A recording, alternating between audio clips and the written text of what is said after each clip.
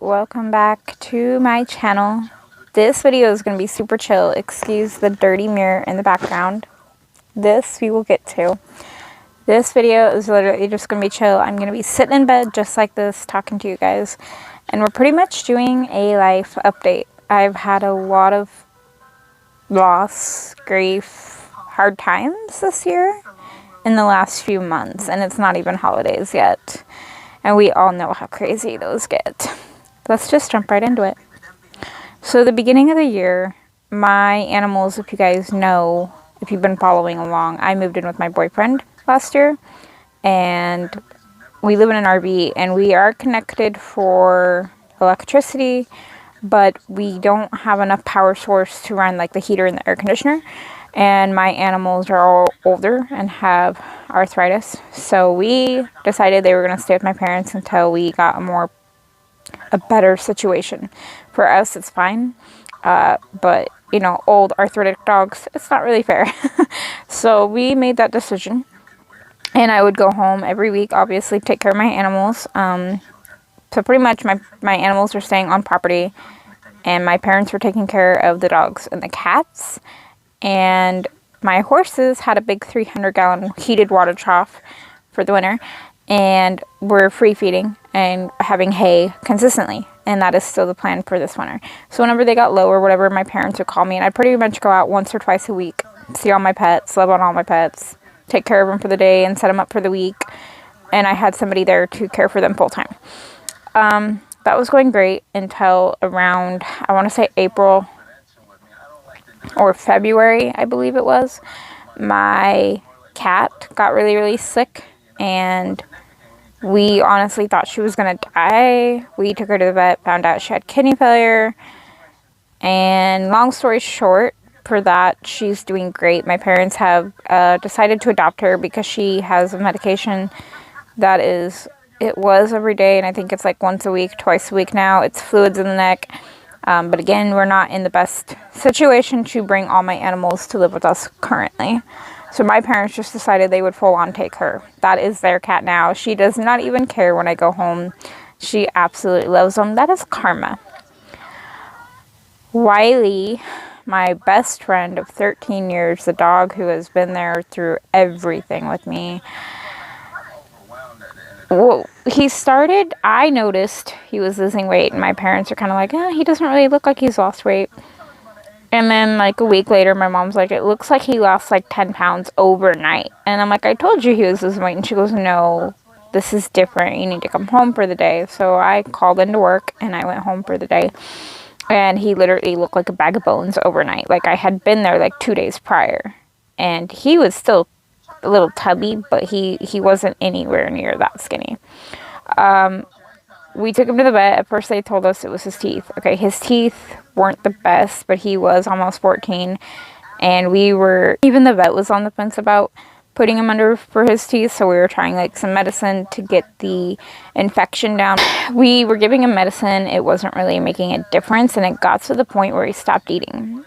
At that point, you know, the vet's like, you know, we can try some anti-nausea pills. It could be his mouth hurts. And then he was, at the time, throwing up every now and again. We, again, thought it was the infection.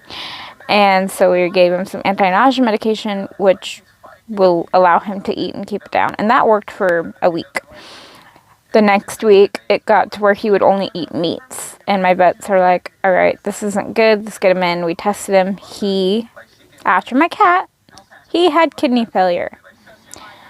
I guess dogs don't do well with kidney failure treatments, and cats do for some reason. We tried for 2.5 weeks after, and it was literally downhill every day. It went from him eating meat, which really wasn't good because that would raise his kidney values, which you don't want when they're in kidney failure. But we weren't going to let him starve to death, and we were trying the treatment and medications and everything, and it wasn't getting better. It was to the point, if you don't like gross things, skip ahead like 20 seconds. It was to the point where he had water diarrhea. He would be asleep, and it was so out of control. It would just come out of him as he's sleeping. He was vomiting like crazy. He was chugging water like crazy, constantly dehydrated because of the kidney failure. And after like a week of trying to get him better, he wasn't getting better. He was getting worse. And so I made the very difficult decision to take him in the next day and have him euthanized, which was very hard because I've had animals my entire life and I've never had one react to euthanasia. Literally never had one react. And typically the vets ask you before they put your animal to sleep, when you schedule it to go have it done. They don't just do it while you're saying goodbye. They say, hey, are you ready? And I was in the process of giving him a kiss, telling him I love him. And the vet did not ask and just gave it to him. And he started screaming and jumped halfway up to bite, which I've never seen. And he dropped dead in my arm not even a second later. And he was gone. When I calmed down enough to speak to a different vet at the clinic that I really like, she said some animals, it does release endorphins and they do react. So they're pretty sure that's what happened, although I do wish she had asked because I was still in the process of giving him loves, you know. Fast forward to moving the horses up to the lake, and you guys all know that Avalon went through the fence. And that's a whole other video. If you guys scroll on my channel, you'll find that video of Avalon going through the barbed wire fence. And then I'm in the process of editing. I have 2 other videos to edit, guys, but it's very, very hard to edit with this. And I will get to that in a second. Anyhow, there's the video of Avalon that's already up of her going through the fence, what happened, her recovery on that.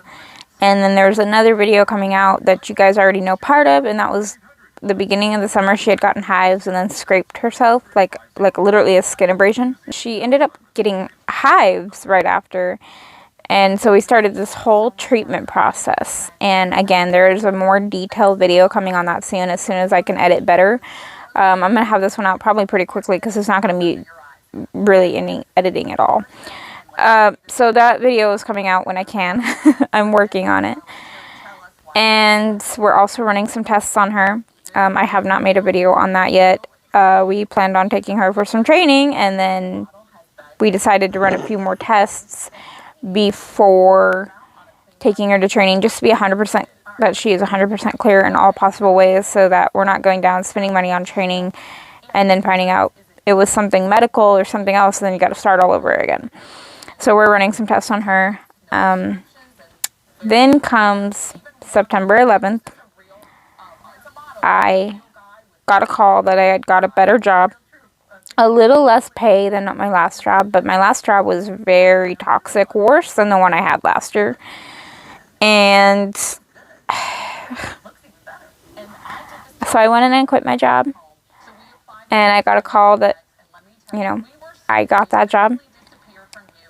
And I was supposed to start the day September 11th. So excuse me, I quit a couple days before, but I was supposed to start September 11th. And I get a call at 1 in the morning. And it's my mom saying that my grandpa died at home in his sleep, 94 years old. This man is the one that got me into horses, got me into horse training, everything. So his funeral is Friday. I'm currently filming this Tuesday. The day that I was supposed to start my job, I got a call saying that he died. I tried to get on the next possible hire date, and they're like, we don't have another one, so it's either this one or you don't take it. And I had already quit my other job, so I really had no choice but to go to work that day. And then a couple of days ago, I come home from a new job, and my boyfriend's like, hey babe, Annabelle's not acting right. I'm like, are you kidding me right now? Like, are you serious? He goes, every time I go to pet her, she's flinching and freaking out, and she's just acting so weird. And I'm like, great. So I call her to me, and she won't get off the bed. And this is a dog that the minute she hears my truck pull up behind the trailer, she is at the door waiting for me. So I'm like, okay, that's weird. As I'm calling her and calling her and calling her, she will not come. She's standing up wagging her tail, but she won't come to me. I'm like, well, that's strange. So I pick her up and I tell him, call her. And he calls her and she goes to him, but she is flopping around on the ground like a fish, acting like she had a seizure or a stroke, just not acting right. I immediately don't even think twice and grab my keys, and he automatically knew what was happening before I even said anything. And he grabs Annabelle, my boyfriend, who I just celebrated 1 year with. Happy anniversary. Happy late anniversary. I love you. If you ever see this. He grabs her and takes her to the truck. But he was still in the process of working. He was just on a break. So he couldn't go with me. And they ended up running $400 of tests in a half hour. And she has a heart murmur. She has an enlarged heart. Her intestines were not moving. We believe they are now. She's acting so much better. Within a day, she was acting better. She's on some medicine for right now because she also has high calcium, which the vet said means either she has a tumor or she has cancer somewhere. Now, she is almost 11. And with a heart murmur, they, for most things, will not put them under anesthesia for those things because it's too risky. It depends on how bad the murmur is. So we're going to wait a while like the vet recommended and then go back and scan and do some tests and see what's going on. But she's doing great. She's actually asleep on me right now. And then the last thing that's happened so far this year, knock on wood, hopefully the last worst thing that's happened to me and my family and my pets is that this. So I'm at work and we have these big containers of pizza sauce, and they're about 3 to 5 pounds each. They're pretty hefty when you're carrying 2 or 3. And I was stacking them in the cooler, and one of the lids had slipped, and so I went to catch it. And as I did, the tub slipped, and I caught it, and I felt like a severe burn through my arm. Well, I have the possibility of having carpal tunnel. My mom, my grandma had it. And from what I've been telling the doctor, they think I have it. So they gave me these carpal tunnel braces. Oh, that's not what's wrong. Let me get to it. So the way it holds your hand up is very uncomfortable. You're supposed to sleep in them. And they make your hands go numb, and they hurt so bad. So I call my boss and I'm like, look, I will be to work tomorrow, but I'm going to wear my brace. But the problem is I can't make pizza with one hand. They don't train you on phones and cashiering and all that other stuff until you're completely trained on making pizza. So I'm like, okay, maybe I can possibly have you train me on this stuff so I can still come into work. She goes, no, just take 2 days off, stay home, rest, and we'll see you Monday. Sunday night, Sunday afternoon, everything is still hurting really bad. I can't even like take my right hand and go like that without wanting to cry, right? So that's not good. So I went to an urgent care, and the doctor's doing all the squeeze tests, strength tests. He goes, well, with how numb it's already been in like 30 seconds of these tests, he goes, I don't think you fractured or tore anything, but you might need carpal tunnel surgery. It might be time. And you catching that just made it worse. And I'm like, I don't think I broke or fractured anything, but I think that I tore something and need surgery. He sends me to the hospital and says to get x-rays, take this note to the hospital, they'll get you right in, and give it about 4 hours, they'll call you with your results. You're probably going to schedule surgery for a week or 2 out and give your boss like a heads up, right? Nope. They call me 20 minutes later. 20 minutes after the x-ray. I'm told it's going to be 4 or 5 hours. It is 20 minutes later. They're like, Keisha, you fractured your wrist. But you can still go to work. Just use your carpal tunnel brace and wear it 24/7 for 2 to 3 weeks when we can re-scan and see how it's healing. And I'm just like, what?